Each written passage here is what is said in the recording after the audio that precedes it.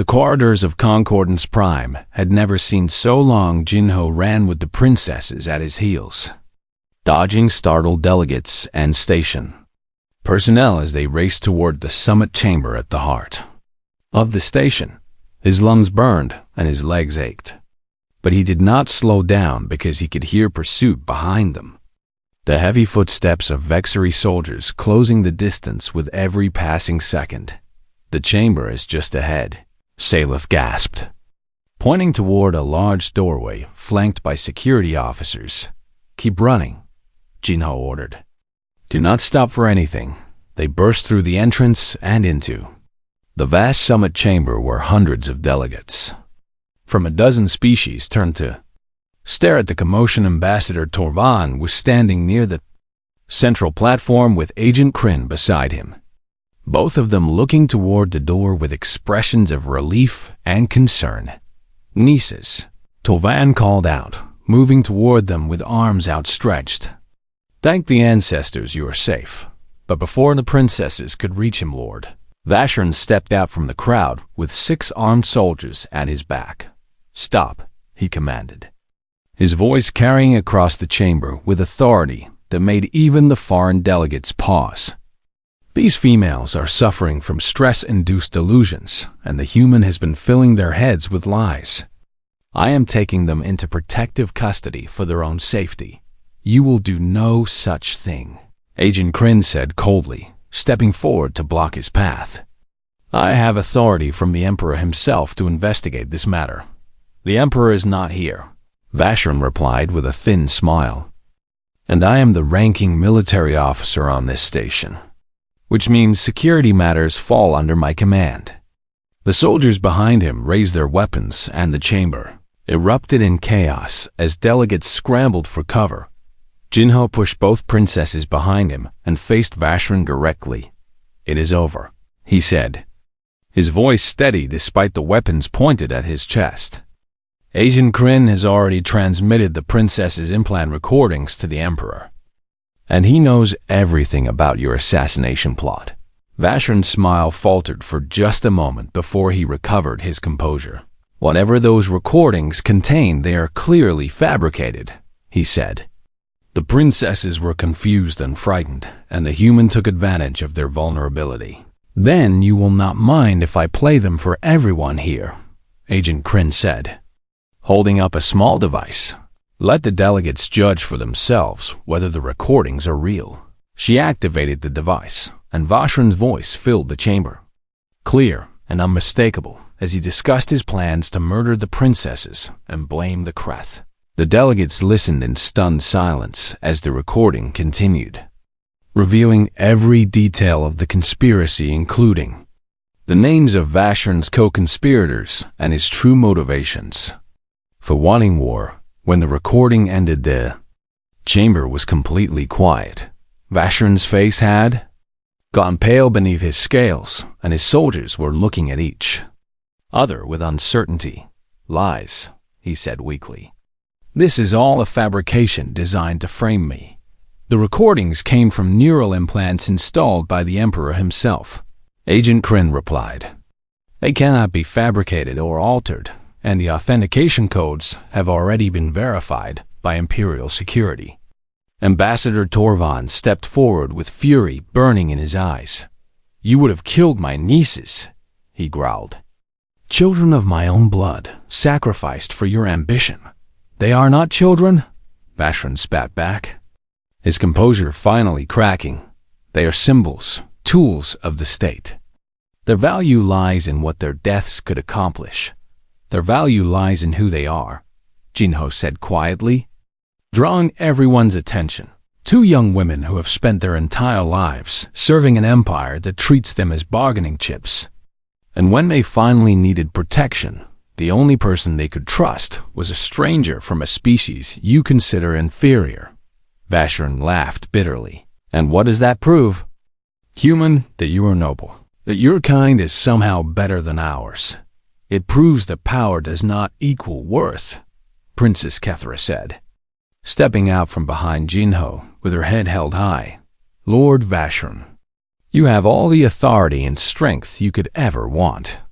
But when my sister and I were most afraid, you were the monster in the darkness." She gestured toward Jinho. "This human has none of your power and none of your soldiers. But he risked his life to find us and protect us, and he asked for nothing in return." Princess Salith moved to stand beside her sister.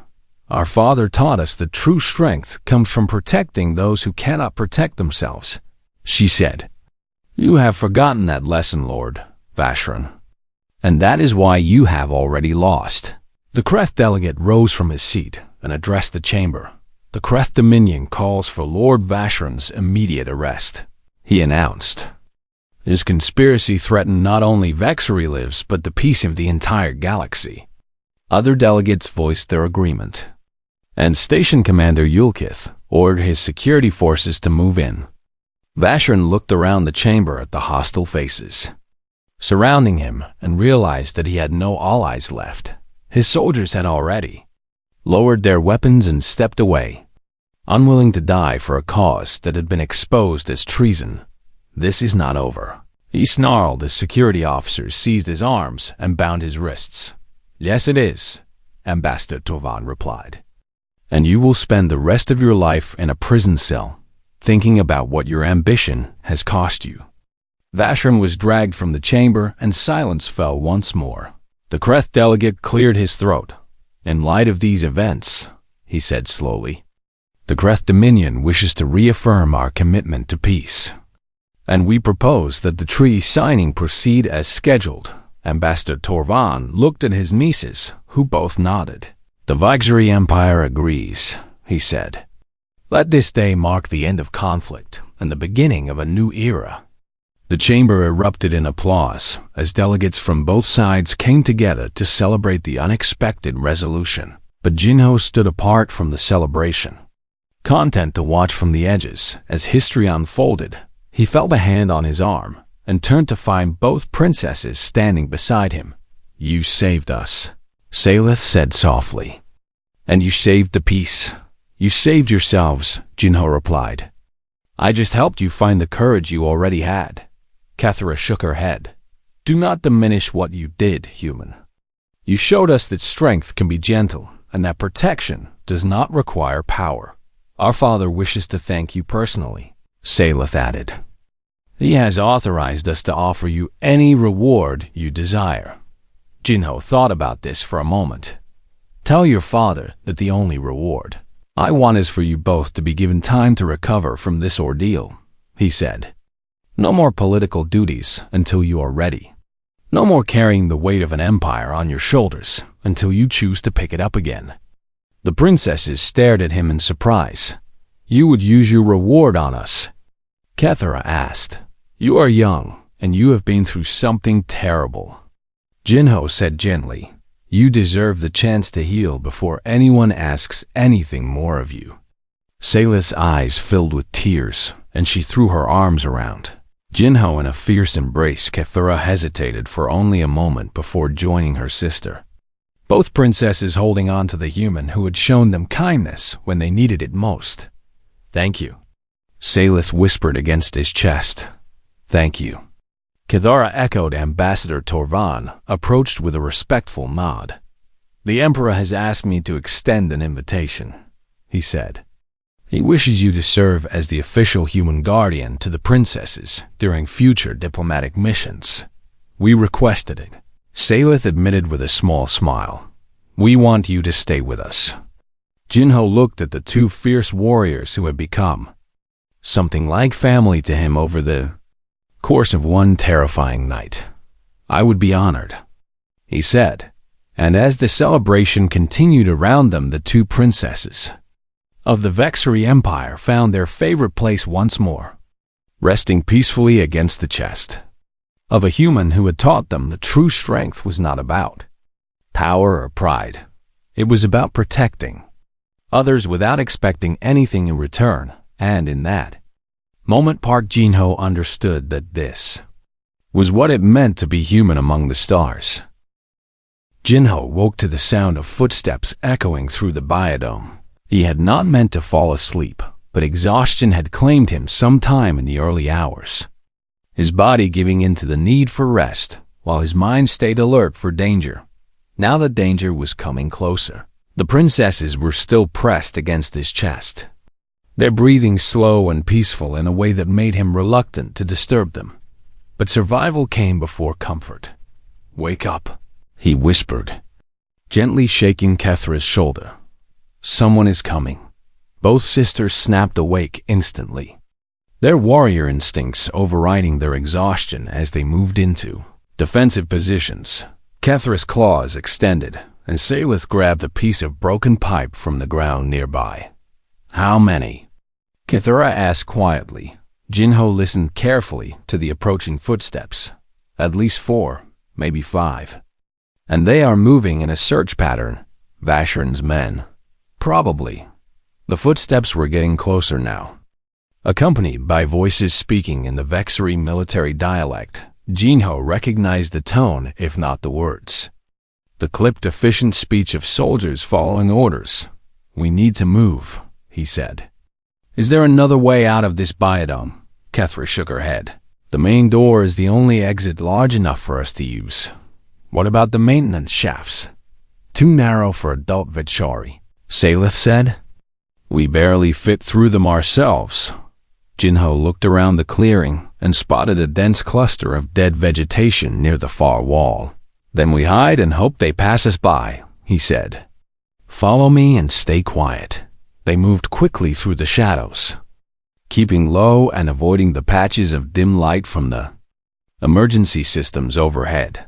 The vegetation was thick enough to provide cover, but dry enough that every step risked making noise.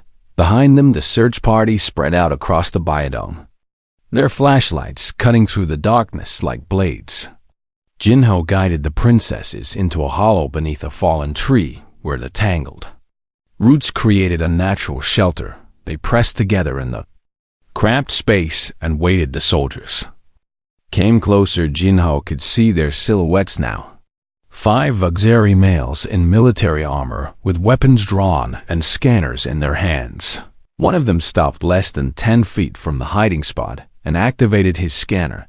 "I am getting heat signatures nearby," he said. Multiple sources clustered together. Another soldier moved to join him. "Could be animals," he suggested. "This place has been abandoned for years, and wildlife sometimes finds its way into unused sections." "Lord Vashram wants us to check everything," the first soldier replied. "If the princesses are here, we need to find them before that human does." Jinho felt Kethra tense beside him, and he placed a hand on her arm to keep her calm. They could not fight 5 armed soldiers in their current state. Not without weapons, and not after. Hours of running and hiding, their only chance was to stay hidden and hope the scanner could not pinpoint their exact location. The soldier with the scanner took a step closer to the fallen tree. "The signatures are definitely biological," he said. "Large enough to be Vexari." Jinho's hand moved slowly to his belt where a small emergency beacon was clipped. It was meant for signaling rescue teams in disaster situations. But right now it might serve a different purpose. He pressed the activation button and threw the beacon as far as he could in the opposite direction. The device hit the ground and began emitting a high-pitched whine along with a bright, flashing light. All 5 soldiers spun toward the distraction with weapons raised. "Over there," one of them shouted. Something just activated near the eastern wall. They moved away from the hiding spot, their attention focused on the beacon that was now screaming through the silent biodome. Jinho waited until they were far enough away before grabbing both princesses and pulling them out of the hollow. "Run," he whispered. Back toward the main door, they sprinted through the darkness, abandoning stealth in favor of speed. As they raced along pathways they could barely see behind them, the soldiers realized the beacon was a decoy and began shouting orders to spread out and search again. The main door was visible ahead, a rectangle of light that promised escape, but 2 more soldiers were standing guard in front of it, their weapons trained on the pathway. Jinho skidded to a stop and pulled the princesses behind a large metal container. "We are trapped," Salith said, fear creeping back into her voice. "Not yet," Jinho replied. He looked around for anything that could help them and spotted a control panel on the nearby wall. The panel was connected to the biodome's environmental systems. Old technology that probably still functioned despite years of neglect. "Kethra," he said, "can you create a distraction at the door while I access that panel?" "What kind of distraction?" "Make noise. Throw something, anything to keep those guards looking in one direction." The princess nodded and picked up a chunk of debris from the ground. She hurled it toward the door with impressive accuracy, and it crashed against the wall just above the guards. Heads both soldiers ducked and raised their weapons toward the source of the sound. Jinho used that moment to sprint to the control panel and begin working on the interface. The system was old, but simple, and within seconds, he found what he was looking for. The emergency fire suppression controls. He activated every sprinkler in the biodome. Simultaneously, water exploded from pipes hidden throughout the ceiling, creating a sudden downpour that soaked everything, and everyone below the guards at the door stumbled backward in surprise, their weapons slipping in their wet hands. The search party deeper in the biodome shouted in confusion as visibility dropped to nearly zero. "Now," Jinho yelled. "Go." The three of them ran for the door, slipping past the disoriented guards before they could recover. They burst out of the biodome and into the maintenance corridor beyond, where Jinho immediately sealed the door behind them using an emergency lockdown code. "That will not hold them for long," he said. "We need to get to the summit chamber before Vashron realizes we escaped." "The summit chamber?" Kethra repeated. "Why there?" "Because Agent Kryn contacted me while you were sleeping," Jinho said, pulling out his communicator to show them the message. "She reached your father, and he has authorized her to act on his behalf. She's waiting for us with Ambassador Torvan and Station Commander Yulkith. Then Vashron will be exposed," Salith said hopefully. "Only if we get there before his men catch us," Jinho replied. "Can you both run?" The princesses straightened their spines and lifted their chins, some of their natural pride returning now that hope was within reach. "We are daughters of the Vexery Empire," Kethra said firmly. "We can run as far as we need to." They began moving through the corridors at a steady jog, Jinho leading the way while the princesses followed close behind. Behind them, they could hear the biodome door shaking as the soldiers tried to break through the lockdown. Ahead of them, a summit chamber waited, along with the chance to end this nightmare once and for all. But Lord Vashron was not finished yet, and somewhere in the station, he was preparing his final move. The abandoned biodome was cold and dark, but for the first time in hours, the two Vexery princesses felt something other than terror. Jinho sat on the ground, with his back against the wall of the maintenance structure, and watched as Kethra paced back and forth across the clearing. Salith remained seated nearby, her scales still dim but no longer trembling the way they had been when he first arrived. "Tell me everything you heard," Jinho said. "Every detail matters if we are going to stop Vashron." Kethra stopped pacing and turned to face him. "We were in our quarters preparing for sleep when I heard voices in the corridor outside," she said. "I recognized Lord Vashron's voice immediately because he has a very particular way of speaking. Slow and precise, like every word is a weapon." "He was talking to two of his officers," Salith added. "We pressed our ears against the wall and listened." "What did they say?" "Vashron told them that the treaty would destroy everything he had built," Kethra continued. "He said that peace would mean reducing the military, and that he would lose his command within 2 years if the negotiations succeeded. So he decided to make sure they failed." Jinho said. "He said our deaths would be the perfect catalyst," Salith whispered. Two beloved princesses murdered by Kreth assassins would unite the Empire behind a war that no one could stop. He even talked about how sad he would look at our funeral. Kethera growled, her claws extending again with fresh anger. He said our father would name him Supreme Commander and give him everything he ever wanted. Jinho absorbed this information carefully. Did he mention when the assassination would happen? Before the treaty is signed, Seva said. He wanted it to look like the Kreth killed us to prevent peace. That gives us some time, but not much, Jinho said. The treaty signing is scheduled for tomorrow afternoon. He pulled out his communication device and contacted Dr. Yoon. I found the princesses, he said when she answered. And the situation is worse than we thought. He explained what the sisters had overheard and listened as Dr. Yoon processed the information. Lord Vacheron is one of the most powerful military commanders in the Vexery Empire, she said. If we accuse him without proof, he will simply deny everything and use his influence to silence us. We need evidence. Jinho agreed. Something that proves his plan beyond any doubt. There may be a way, Dr. Yoon said thoughtfully. The Vexery princesses carry neural implants that record everything they see and hear. A security measure installed when they were young in case they were ever kidnapped. Jinho looked at the sisters. Is that true? Kethera touched the back of her head, where a small scar marked the location of her implant. Yes, but only our father has the codes to access the recordings, she said. And we cannot contact him without Vacheron finding out.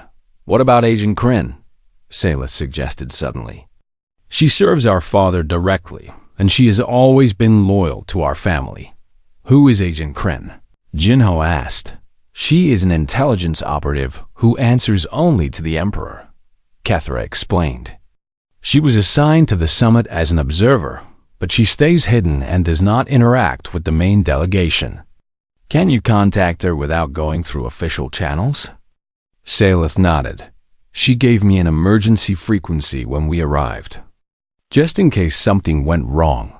Jinho felt a spark of hope. Then we have a chance, he said. We contact Agent Kryn and tell her what happened.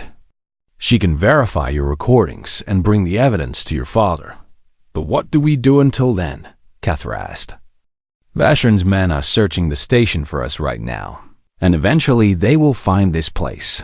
Jinho considered the problem. You stay here for now, he said. I will go back to the main sections and create a distraction while Saleth contacts Agent Kryn. No, Saleth said firmly. Surprising everyone, including herself. We are not staying here alone. The princess is right, Kethera added, though she looked uncomfortable admitting it. We have been running and hiding for hours, and we are exhausted. If Vacheron's men find us while you are gone, we will not be able to fight them. Jinho understood what they were not saying. They were afraid. Genuinely afraid in a way that went beyond physical danger. And the thought of being left alone in this dark place was more than they could bear. All right, he said gently. Then we stay together. He moved to a more sheltered corner of the clearing, where thick vegetation blocked the view from the main pathways. Saleth. Contact Agent Kryn now, while we have time. The younger princess activated her personal communicator and entered a frequency that Jinho did not recognize. After a moment of static, a woman's voice answered. This channel is supposed to be used only in emergencies. Your Highness, this is an emergency, Saleth said. And then she explained everything. While Kethera and Jinho listened, Agent Kryn was silent for a long moment after Saleth finished. I suspected something was wrong with Lord Vacheron, but I did not have proof, she finally said.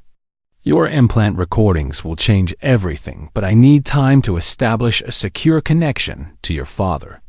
How much time? Jinho asked. Several hours at least, Kryn replied. The encryption protocols for the Emperor's private channel are extremely complex. We may not have several hours, Kethera said. Then you need to stay hidden until I am ready, Kryn said. Can you do that? Jinho looked at the two princesses and saw the exhaustion in every line of their bodies. They had been running on fear and adrenaline for too long, and they were reaching their limits. "We will manage," he said. The communication ended, and silence fell over the biodome once more. Salith was the first to move. Without saying anything, she crawled closer to where Jinho sat and leaned against his side, her scales cool against his arm. Kethra watched this with wide eyes. "Sister, what are you doing?" "I am cold," Salith said simply. Though they all knew that was not the whole truth, Vexery ran warmer than humans and rarely felt cold. But humans radiated a steady, gentle heat that many species found comforting. Jinho did not push her away. He remembered what Dr. Yoon had said about Vexery stress responses, and he understood that right. Now Salith needed something to anchor her. Something warm and solid and safe. "It is all right," he said to Kethra. "You can rest too if you want." The elder princess hesitated, her pride warring with her exhaustion. She was the fury of Vexer, a warrior who had faced death without flinching, and the thought of seeking comfort from a human seemed beneath her dignity. But she was also tired, so tired that her bones ached and her mind could not focus on anything except the fear that had been chasing her all night. Finally, she moved to Jinho's other side and sat down close enough that their shoulders touched. "This does not mean anything," she said stiffly. "Of course not." Jinho agreed. Within minutes, both princesses had shifted closer, their heads resting against his chest. As their breathing slowed and deepened, Jinho sat perfectly still and let them sleep. These two fierce warriors, who had been carrying the weight of an empire on their young shoulders. He did not know if they would survive the coming day, or if Vashram would find them before Agent Kryn could help.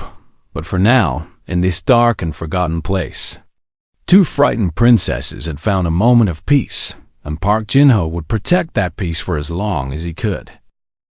The maintenance shaft was dark and narrow, barely wide enough for Jinho to crawl through on his hands and knees. He moved slowly and carefully, using a small flashlight to examine every surface for more claw marks that would show him which direction the princesses had gone.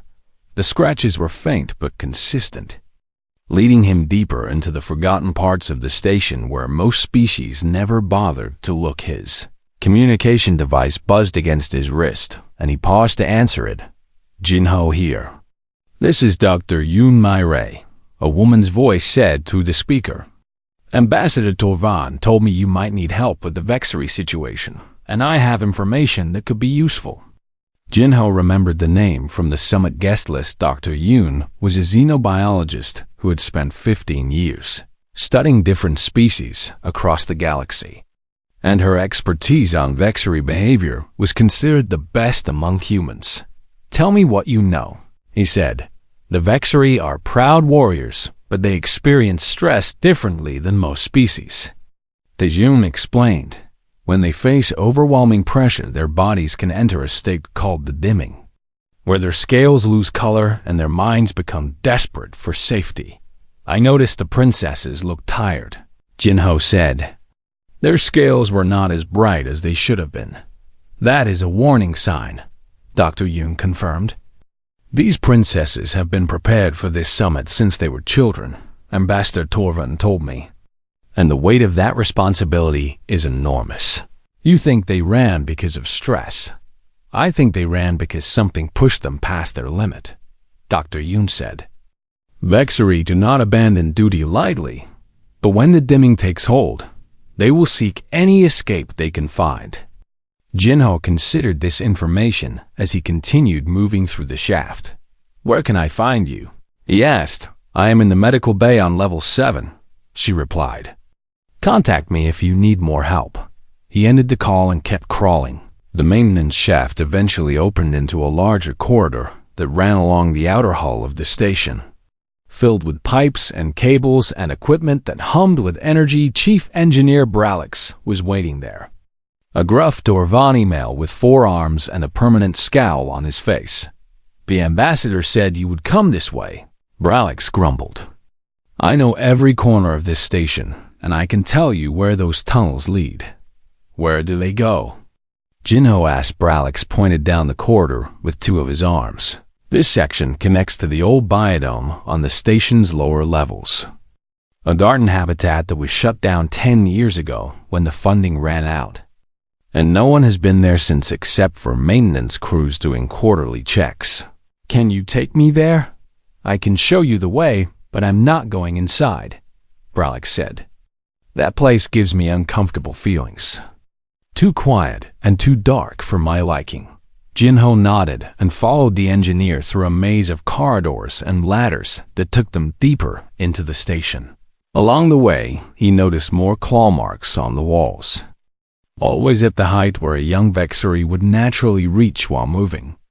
Quickly, the princesses had come this way, and they had been in a hurry. After 20 minutes of walking, Bralix stopped in front of a massive door that was sealed with old security locks.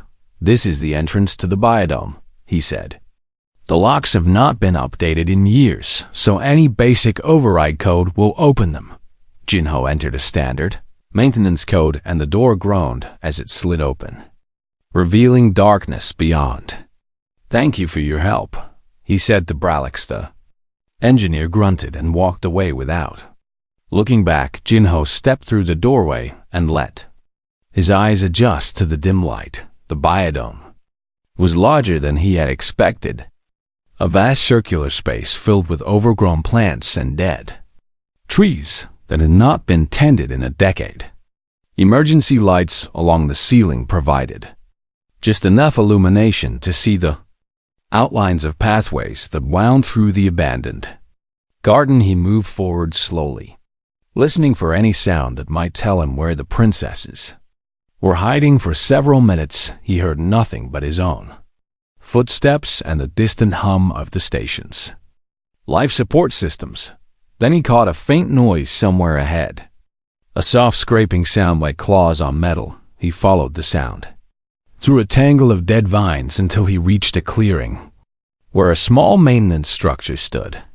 Among the withered plants, the door to the structure was open, and he could see movement inside. "Princess Kethera," he called out, keeping his voice calm and non-threatening. "Princess Salith, my name is Park Jinho, and I am here to help you." A hiss came from inside the structure, and then Kethera appeared in the doorway, with her claws extended and her scales flushed dark with defensive anger. She was taller than Jinho by nearly 2 feet, and her body was built for combat. Every muscle tensed and ready to strike. "Stay back, human," she growled. "I will not let you take us." Jinho stopped walking and raised his hands to show he held no weapons. "I am not here to take you anywhere," he said. "I am here because Ambassador Torvan is about to start a war, and I want to stop that from happening. Our uncle does not care about us." Salith's voice came from somewhere behind Kethera. "He only cares about the treaty and what it means for his position." "Maybe that is true," Jinho admitted. "But right now the entire station thinks you were kidnapped by the Kreth, and the Vexery fleet is preparing to attack. So whatever made you run, it cannot be worse than a galactic war." Kethera's scales flickered with uncertainty. "You do not understand," she said. "We heard them talking, the ones who are supposed to protect us, and they were planning to kill us." Jinho felt his stomach tighten. "Who was planning to kill you?" "Lord Vashran." Kethera spat the name like poison. "He commands our military escort, and we heard him speaking with his officers about how our deaths would be blamed on the Kreth. He wants war," Salith added, her voice shaking despite her efforts to sound strong. "Peace would take away his power, so he decided to sacrifice us instead." Jinho lowered his hand slowly. "That is why you ran." "We did not know who to trust," Kethera said, her claws finally retracting as some of the tension left her body. "Vashran has allies everywhere in our delegation, and if we told the wrong person, they would have killed us before we could reach safety." So you came here to hide until you could figure out what to do. Sailor stepped out from behind her. Sister and Jinho saw how young she really was. Beneath her reputation for cleverness, her scales were dim in her. Eyes were red from crying, and she looked nothing like the serpent's voice who had negotiated treaties with hostile empires. She looked like a frightened child. We did not have a plan, she admitted quietly. We just wanted to be somewhere no one could find us. Jinho sat down on the ground, making himself smaller and less threatening. Well, he said, someone found you anyway. But I am not going to hurt you, and I am not going to hand you over to Vashran. Kethra studied him with suspicious eyes. Why should we believe you? Because I have no reason to lie, Jinho said simply. I am just a human princess, and I have nothing to gain from a war between your people and the Kreth. So my only interest here is keeping 2 young women alive and stopping a conspiracy that could kill millions. The sisters looked at each other for a long moment. Then Salith walked forward and sat down a few feet away from Jinho, her exhaustion finally winning over her fear. What do we do now? She asked. Now we make a plan, Jinho said. And we figure out how to expose Lord Vashram before he can hurt anyone else. The space station called Concordance Prime hung in the darkness between 3 star systems. And on this day, it held the hopes of 12 different species who wanted peace instead of war. Park Jinho stood near the back of the great summit chamber and watched the delegates argue with each other. His arms crossed over his chest as he listened to words he did not fully understand in languages that were not his own. He was a human security consultant, one of only 5 humans invited to this gathering. And he knew his job was to watch and protect rather than speak. The chamber itself was massive, built to hold beings of all sizes. From the tiny Kelish who stood barely 2 feet tall to the enormous Vexery who towered over everyone else at 7 feet or more. And it was the Vexery who commanded the most attention today. Emperor Veloth of the Vexery Empire had sent his 2 daughters to represent his commitment to peace. And both princesses sat on elevated thrones near the front of the chamber. Princess Kethra was the eldest, a warrior who had led armies before she turned 20 cycles old, her iridescent scales shimmering with colors of deep purple and gold as she watched the proceedings with sharp yellow eyes. Princess Salith was younger by 5 cycles. Known throughout the galaxy not for her fighting skills, but for her sharp tongue and clever mind that could twist words into weapons, just as deadly as any blade together. They represented the future of the Vexery Empire, and everyone in the chamber knew that their presence here meant the Emperor was serious about ending the long conflict with the Kreth Dominion. Jinho had read the briefing files on both princesses. Before arriving at the station, Kethra was called the Fury of Vexer, a title she had earned by defeating 3 enemy commanders in single combat during the Border Wars. Salith was called the Serpent's Voice because her diplomatic skills had prevented at least 2 major conflicts through negotiation. Alone, both were considered fierce and proud. Exactly what the galaxy expected from Vexery royalty. Ambassador Torvan, the princess's uncle, stood between their thrones and spoke in the formal manner of his people, making promises and demands in equal measure as he negotiated with the Kreth representative. Jinho did not care much about the politics. His job was to notice things that others missed, to watch for danger in places where others saw only boredom, and right now something felt wrong to him. Though he could not say exactly what, the summit continued for another 3 hours before station. Commander Yulkith announced a recess for rest and private negotiations. The delegates began to leave the chamber in small groups, each heading to their assigned quarters in different sections of the station. Jinho watched the Vexery delegation depart, noting how the princesses walked with perfect posture despite the exhaustion. He could see in the slight dimming of their scales. They were tired. He realized, tired in a way that went beyond physical fatigue. He made a mental note of this observation and then returned to his own quarters to review security footage from the day. 3 hours later, the alarms began to sound. Jinho was on his feet and moving before the announcement finished playing. Through the station speakers, both Vexery princesses had vanished from their quarters. He reached the Vexery section of the station in under 4 minutes and found chaos waiting for him. Ambassador Torvan was roaring accusations at anyone who came near. His scales flushed dark red with fury as he demanded answers that no one could give. Station Commander Yulkith tried to maintain order, but the Vexery guards were already spreading through the corridors with weapons drawn. The Kreth have taken them, Torvan bellowed, his voice echoing off the metal walls. This is an act of war, and we will respond with the full might of our empire. Jinho pushed through the crowd of guards and officials until he reached the doorway of the princesses' quarters. The room beyond was untouched. Every piece of furniture exactly where it should be. No signs of struggle or forced entry anywhere. He knelt down and examined the floor near the entrance, then moved slowly across the room with his eyes focused downward. The Vexery guards watched him with confusion and barely hidden contempt. "What is the human doing?" one of them asked. "We have already searched this room 3 times.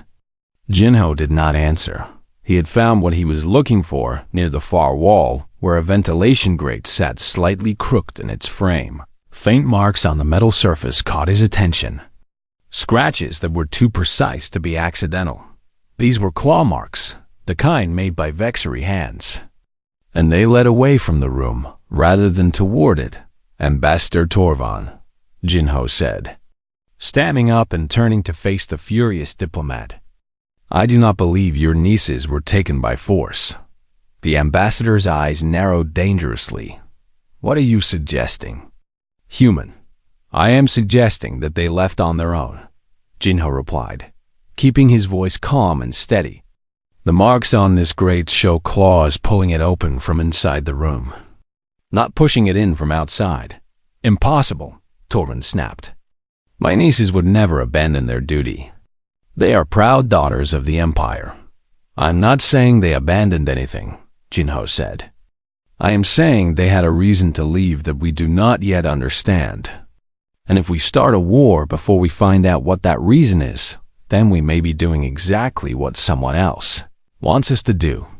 The ambassador stared at him for a long moment, his scales slowly shifting from angry red to a more thoughtful shade of amber. "You think this is a trap?" "I think 2 princesses do not vanish from a heavily guarded room without leaving any evidence unless they want to vanish," Jinho said. "Give me time to find them before you launch your fleets, Ambassador. If I am wrong, then you lose nothing but a few hours. But if I am right, then you save your nieces and expose whoever is really behind this." Torvan looked at the ventilation grate and then back at Jinho. "You have until the next cycle begins," he said finally. "If you have not found them by then, I will assume the worst and act accordingly." Jinho nodded once and moved toward the grate. "I will find them," he said. He pulled the grate free and looked into the darkness of the maintenance shaft beyond somewhere. In the hidden places of this station, 2 fierce princesses were hiding from something that frightened them more than war itself, and Park Jinho was going to find out what that something was.